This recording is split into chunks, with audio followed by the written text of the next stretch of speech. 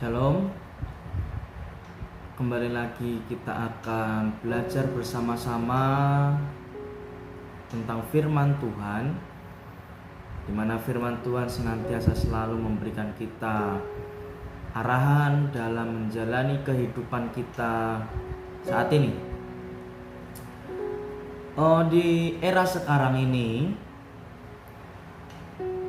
hal mengenai mengakui dosa adalah sesuatu yang mahal atau hal yang langka, karena tidak mudah bagi seseorang untuk mau mengakui dosanya.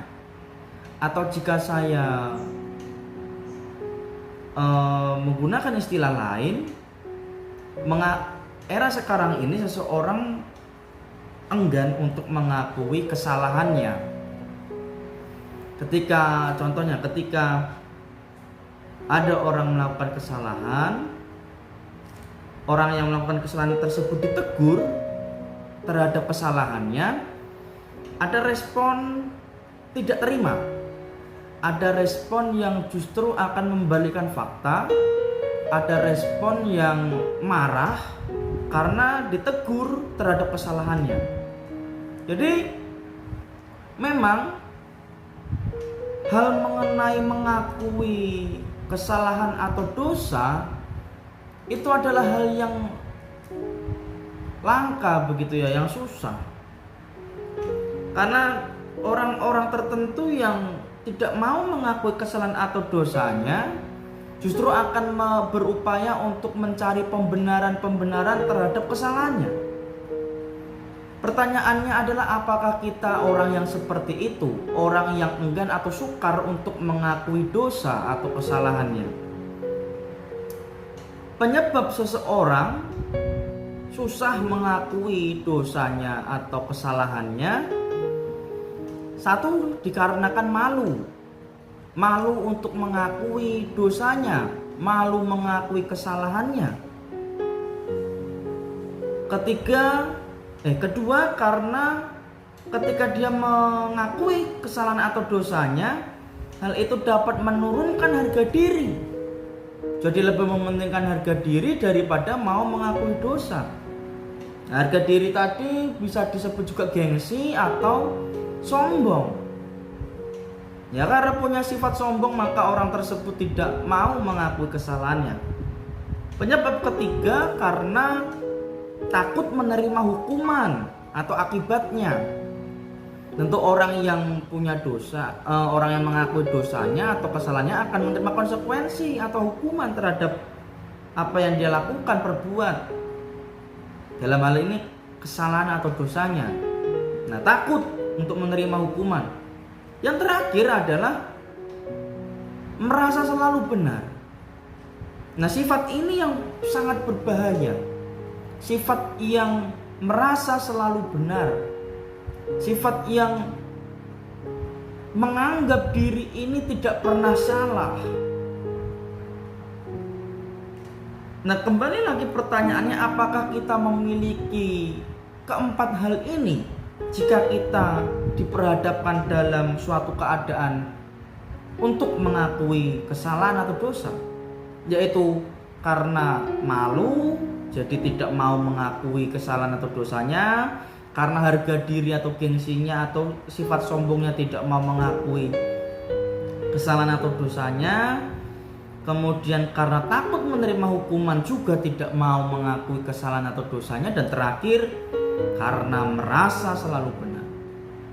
Nah, renungan kita pada pagi hari ini saya berikan judul berani mengakui dosa atau berani mengakui kesalahan. Nats yang kita renungkan ada di dalam 1 Yohanes pasal 1 ayat 5 sampai yang ke 10. 1 Yohanes pasal 1 ayat yang ke-5 sampai yang ke-10. Di ayat yang ke-5 di sana dikatakan, dan inilah berita yang telah kami dengar dari Dia dan yang kami sampaikan kepada kamu, Allah adalah terang dan di dalam Dia sama sekali tidak ada kegelapan. Rasul Yohanes ingin menegaskan bahwa Allah itu adalah terang. Allah yang adalah terang merupakan Allah yang benar, merupakan Allah yang menjunjung tinggi kebenaran. Allah yang adalah terang itu adalah Allah yang kudus, yang dikatakan tidak dapat berkompromi dengan yang namanya kegelapan, dosa, kejahatan, perbuatan yang menentang firman Tuhan. Jadi Yohanes ingin menegaskan kepada jemaat pada waktu itu bahwa Allah itu terang. Dan Allah tidak dapat berbaur dengan sesuatu yang jahat, sesuatu yang gelap, sesuatu yang cemar. Karena Allah adalah terang, Dia kudus, Dia benar. Nah, maka penting sekali kita memahami ayat yang kelima ini sebagai satu prinsip kehidupan dan sebagai orang percaya, bahwa tentu kita sebagai orang percaya harus meneladani apa yang Allah tunjukkan, Allah nyatakan dalam kehidupan kita. Salah satunya kita meneladani perbuatan-perbuatannya yang luhur, yang suci, yang kudus, yang benar, yang kita dapat pelajari itu di dalam Alkitab. Lalu Yohanes juga menasihatkan bahwa jika kita katakan bahwa kita beroleh persekutuan dengan Dia, namun kita hidup di dalam kegelapan, kita berdusta dan kita tidak melakukan kebenaran. Artinya bahwa kita yang hidup di dalam persekutuan dengan Kristus, kita perlu menjaga hidup kudus kita. Kita perlu menjaga tingkah laku kita. Karena apabila kita tidak menjaga kehidupan yang kudus, kita tidak menjaga tingkah laku kita sesuai firman Tuhan, maka dikatakan kita mendustai persekutuan itu. Nah, surat 1 Yohanes ini ditulis dengan tujuan untuk melawan ajaran-ajaran palsu yang beredar pada saat itu. Ada ajaran palsu yang mengajar agar jemaat menyangkal bahwa Yesus itulah Kristus. Lalu secara etika, ajaran palsu tersebut juga mengajarkan bahwa menaati perintah Tuhan, menjaga hidup kudus, hidup terpisah dari dosa, dan tidak hidup secara duniawi. Menurut ajaran palsu itu, semua itu tidak diperlukan dalam iman yang menyelamatkan. Nah, inilah yang sedang dilawan oleh Yohanes, bahwa kita sebagai orang percaya yang hidup di dalam persekutuan dengan Kristus, sudah sewajarnya kita hidup menaati perintah Tuhan, kita menjaga kekudusan, kita hidup terpisah dari dosa, kita tidak hidup secara duniawi. Maka tepatlah di ayat yang kelima tadi, Yohanes dengan tegas mengatakan bahwa Allah adalah terang.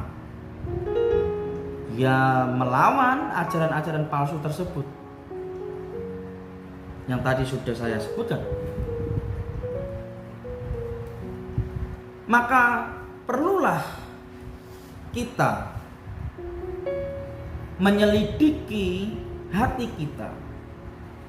Apakah kita masih memiliki sifat susah mengakui dosa, atau sifat sulit mengakui kesalahan kita ketika kita melakukan kesalahan?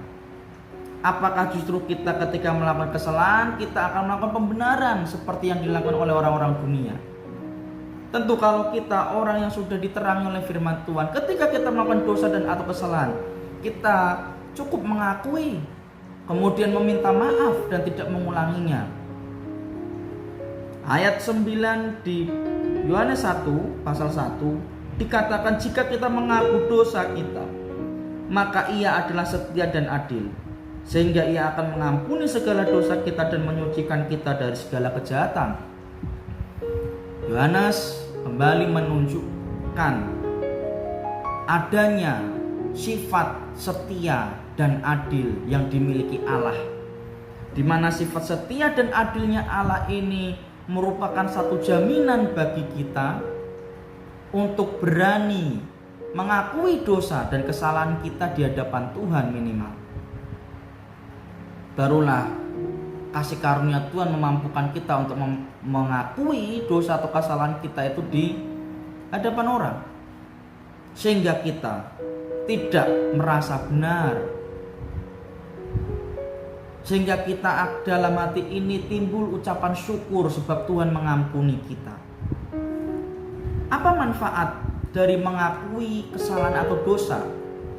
Satu, menyadarkan diri bahwa ada hal yang benar yang seharusnya kita lakukan. Kedua, manfaat mengakui kesalahan atau dosa, kita menerima pengampunan. Ketika saya dulu melakukan kesalahan terhadap Bapak gitu ya, untuk mendatangi Bapak ketika saya masih punya kesalahan dan tidak berani mengakui kesalahan itu, saya takut mau menghadap dia. Tetapi ketika saya memberanikan diri dengan pertimbangan apapun resikonya saya terima, saya akui apa yang menjadi kesalahan saya. Dan tentu beragam respon yang diberikan oleh orang tua, oleh bapak saya. Tetapi setelah dia mendengar pengakuan saya, mungkin dia juga memarahi saya dan sebagainya, tapi ketika ada kata, ya sudah, aku mengampunimu nak, rasanya di dalam hati itu enak sekali, damai. Dan yang terjadi adalah adanya hubungan yang kembali baik dengan ayah, dengan bapak. Jadi Allah memberikan pengampunan kepada kita atas dosa dan kesalahan kita, supaya kita di dalam hati ini menerima damai sejahtera, dan supaya hubungan kita dengan Allah itu kembali lagi harmonis. Maka sangat penting sekali bagi kita untuk berani mengakui kesalahan atau dosa. Ketiga, manfaat mengakui kesalahan atau dosa, kita menerima penyucian. Dosa kita diampuni, meskipun memang konsekuensi atau hukuman itu harus kita jalani, tetapi kita menjalani hukuman dan konsekuensi itu dengan hati yang damai, sebab kita menerima pengampunan dan penyucian. Keempat, memicu niat untuk melakukan hal yang benar, karena ketika kita sudah berani mengakui kesalahan atau dosa, artinya di dalam diri kita, di dalam hati kita ada niat untuk melakukan hal yang benar, yang biasa kita sebut sebagai bertobat.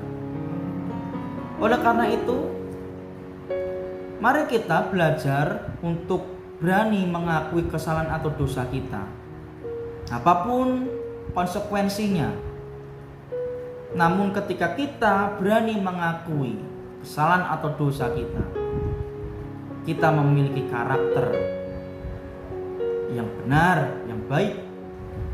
Dan tentu Tuhan akan terus memampukan kita untuk kita bisa hidup seturut dengan apa yang Tuhan kehendaki. Demikian firman Tuhan. Tuhan Yesus memberkati kita. Amin.